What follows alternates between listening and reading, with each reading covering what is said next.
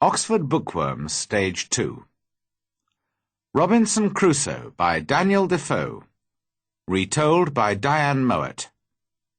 Published and copyright Oxford University Press, 1994.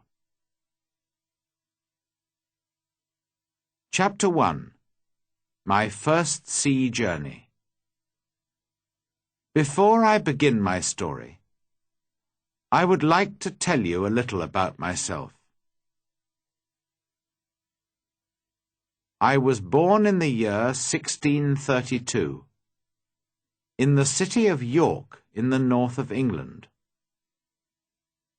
My father was German, but he came to live and work in England.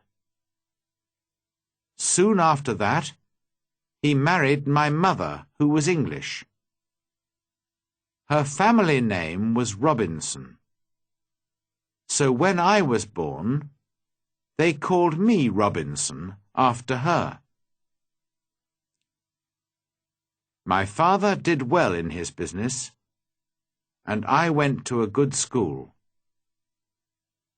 He wanted me to get a good job and live a quiet, comfortable life. But I didn't want that. I wanted adventure and an exciting life. I want to be a sailor and go to sea, I told my mother and father. They were very unhappy about this. Please don't go, my father said. You won't be happy, you know. Sailors have a difficult and dangerous life. And because I loved him, and he was unhappy, I tried to forget about the sea. But I couldn't forget. And about a year later, I saw a friend in town. His father had a ship, and my friend said to me, "We're sailing to London tomorrow. Why don't you come with us?" And so, on September the 1st, 1651, I went to Hull, and the next day we sailed for London. But a few days later, there was a strong wind. The sea was rough and dangerous, and the ship went up and down, up and down. I was very ill and very afraid. "Oh, I don't want to die," I cried. "I want to live. If I live, I'll go home and never go to sea again." The next day, the wind dropped, and the sea was quiet and beautiful again. "Well, Bob," my friend laughed, "how do you feel now? The wind wasn't too bad." "What?" I cried. "It was a terrible storm." "Oh, that wasn't a storm," my friend answered. "Just a little wind. Forget it.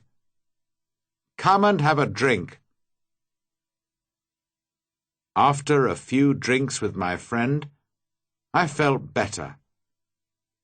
I forgot about the danger and decided not to go home.